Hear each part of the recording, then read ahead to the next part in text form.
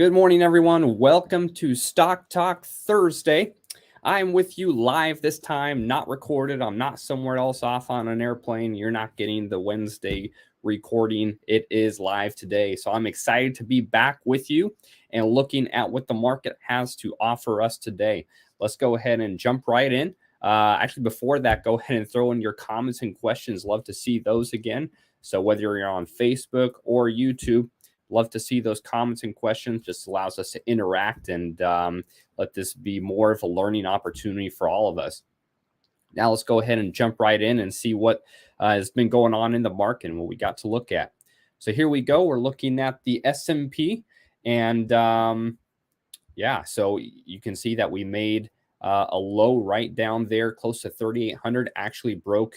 I believe I mentioned this last week where we actually were in technically defined bear market territory for a little bit, but we bounced right back up, moved up from there. You can see a little bit of W action with a little bit of a follow through, but then we ran right into this resistance line. You can see how this was previously support right in here, and now it's showing to be pretty strong resistance. Let's go ahead and make sure we update this and have the very latest information. Yep, there we go. We were pretty good there. Big question now. Do we break that resistance line? Maybe even come break this downtrending resistance as well. If that happens, we could be in for a little bit of another bullish run, maybe something like this or even more. But we still have a ways to go for that to happen. You can see there's 1, 2, 3, counting today. That's 4 days that we're butting right up against that resistance line. So if we can't break that, then probably we're going to be looking for more downward movement. So if that happens, we could be heading back down towards this 3,800 level, maybe even breaking that and making newer lows.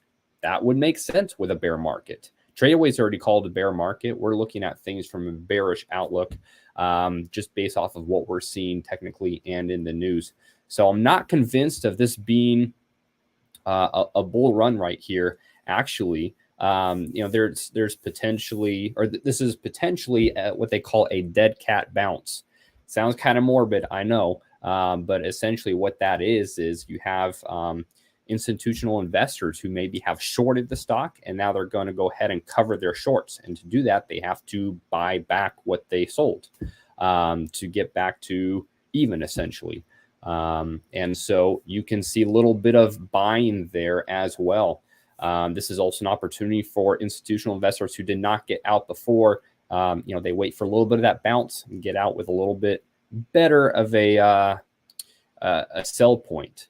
So once all that happens, you could start seeing the market moving down again. So that's what we're potentially looking towards here. Now let's look at what was hot last week and what was not. CTVA was our hot stock. Now this one's kind of exciting. I put up this line right here. We were looking at this, and what day were you guys seeing it? I believe right there, that was the candlestick.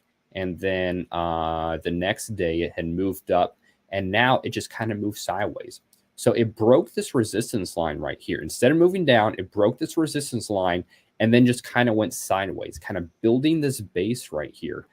Even today, move down, bounce up off that line, and move up again. This potentially is at a buy point right now. I'm not telling you to go buy this right now. There's still concerns of being bullish in the market right now. We just looked at the market tone. It looks like there's more probability it'll move to the downside than up, and then this absolutely could get taken out. But just from a technical standpoint, we don't oftentimes look at stocks that are at a good buy point within Stock Talk Thursday, but this one could potentially be there. Again, not saying to go buy this right now. If you don't have the skills to manage that trade, then this is not a buy point for you. So, but exciting action right there, because sometimes we feel like they just run away from us and we don't even get a chance to get in. But this one could be providing an opportunity. Last week, our not hot stock was Royal Caribbean Cruise, for obvious reasons. This market tone overall for the entertainment industry has just been hit hard or this is travel and entertainment essentially, hit hard with COVID. So again, RCL not doing well. Little bit of a move up in the last week, and that makes sense with how the markets also bounce up a little bit. But really, this is nothing convincing. Moved up a little bit, then down again yesterday. RCL still not hot in my book.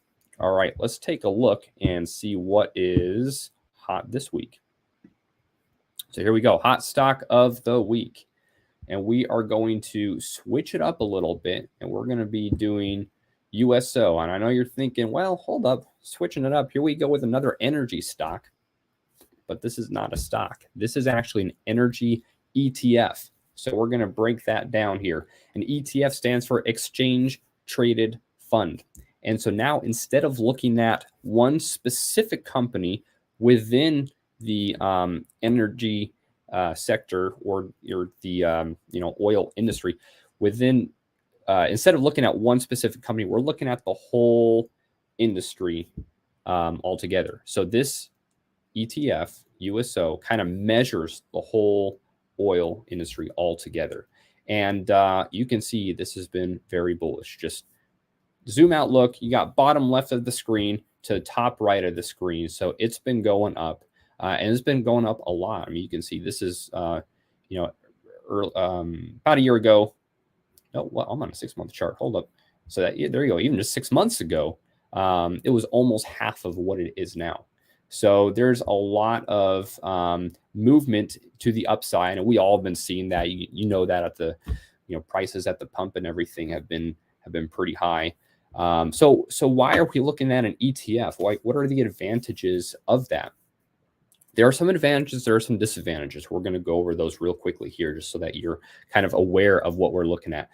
An ETF, as it is not tied to one specific company, you get some protection in diversification.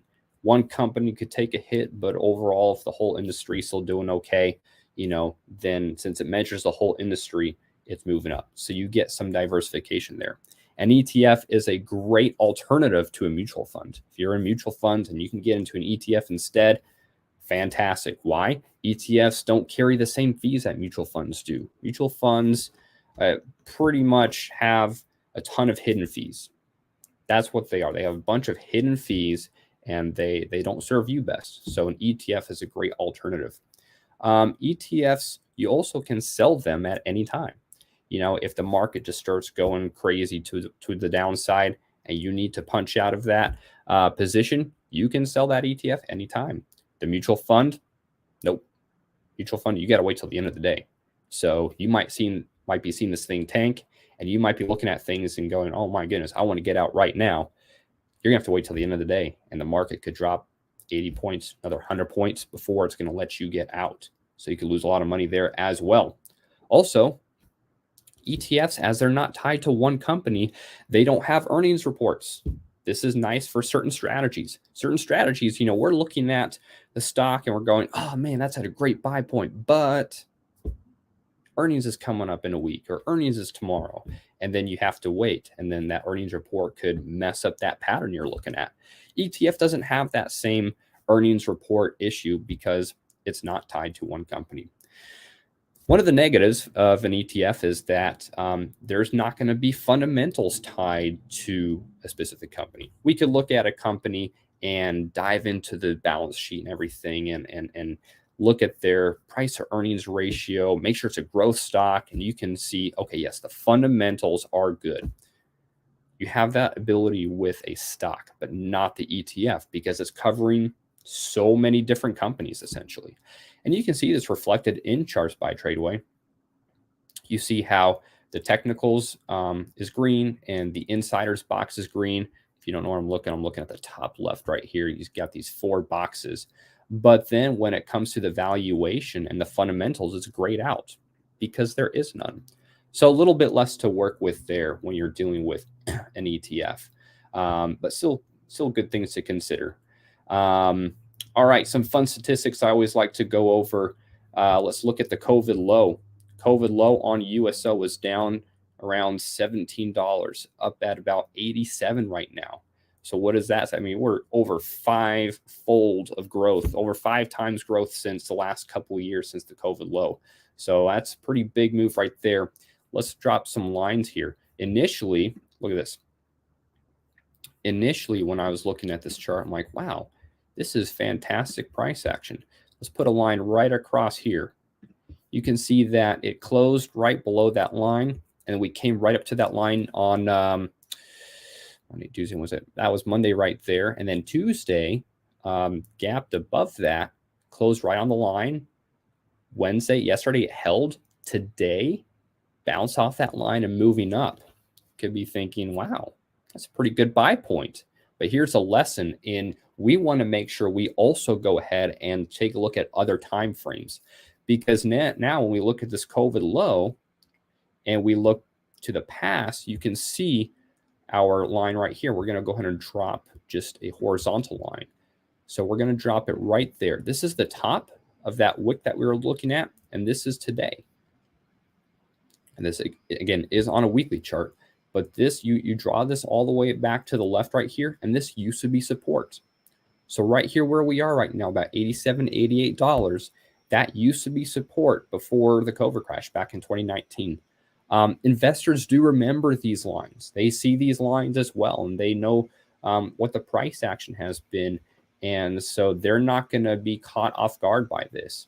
So all of a sudden you draw this, you bring this to more recent times. And while we did in this way break a resistance line and could be forming that as support, we have a much older and more historical resistance line that we're coming right up against here. So this would be a line to watch.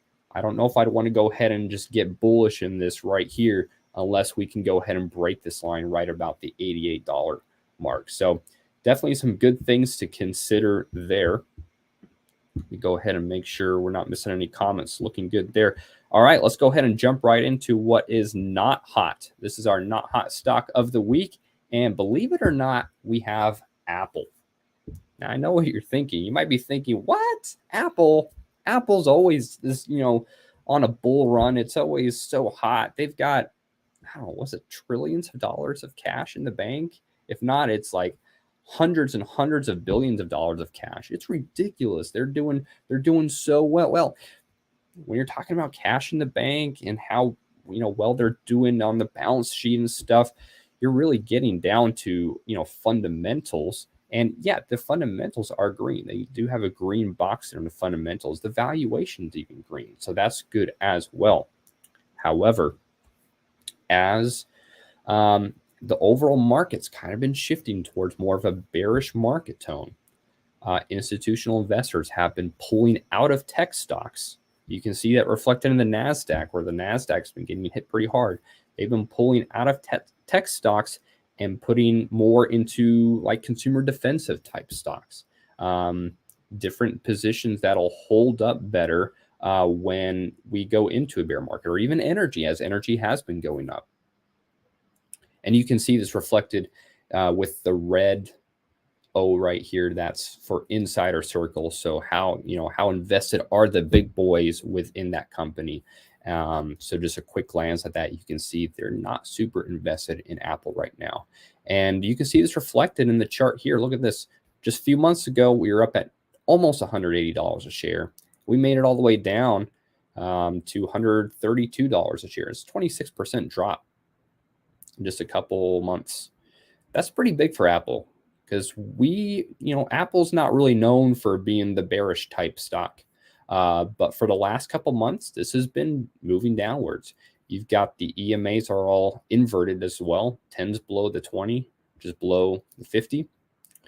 So you've got the EMAs that are inverted as well. And look at where we are right now. Let's draw a line on here. There we go, right about there. This was support, came back down. It took a really big candle to break through that support, moved up, already bounced down off of that line once. That was kind of like resistance right there. Moved up 1, 2, 3. We're on day 4. It's kind of looking like the overall market here, right? This looks pretty similar. Day 4 of pushing up against this line. Can't break through that line right around the $150 level. So if this thing starts moving down, we could be testing these lows again, right about here at the 137 level. Let's go ahead and get a broader look at 137. There we go. Okay. Let's go ahead and drop a horizontal line right about there. There, that's where I wanted it. So look at this history right here. Back in August 2020, ran right up against that line, showed to be resistance. This area right here, resistance, then broke up above that area of support. Now it's shown to be support. Let's bring it in close again. Here we go. There's that line we just dropped. This is a very significant line at the $137 level. Very significant. If we come down off of this potential resistance level here and we retest this line, if we break that and don't hold at that line, Apple could be in trouble on the chart here. And then where's it going to go? Well, we could be looking at Apple moving down to 120, maybe even lower. So definitely some things to be concerned about on the chart for Apple. It's definitely not bullish right now. I would want to, for so much of the last couple of years, it's been, just throw anything at Apple and it'll it's bullish. It's easy to make money, but those times have changed right now. So Apple definitely is not hot at the moment, showing some signs of potential weakness there on the chart. So there you have it. That's our hot stock for the week. All right, a couple things I want to let you know about. Actually, there's one thing for now. Next week, Monday through Thursday, June 6th through 9th, we have our boot camp. If you're part of our program, you can sign up for that. Boot camp is just going to be a week-long intensive. It's exactly what it sounds like. It's boot camp for trading. We're going to be in the markets live with coaches. We're going to be talking about mindset. We're going to be talking about trade management, planning, all of it. I mean, it is like strap on your boots, basic training. Here we go. Let's do this. So if you want more information on that, go ahead and email events@tradeway.com. And again, that'll be all day, Monday through Thursday, events@tradeway.com. Well, thanks for being on today. I'm glad that I was able to be back with you guys live. I'll be back with you again next Thursday, and we'll see you then. Thank you.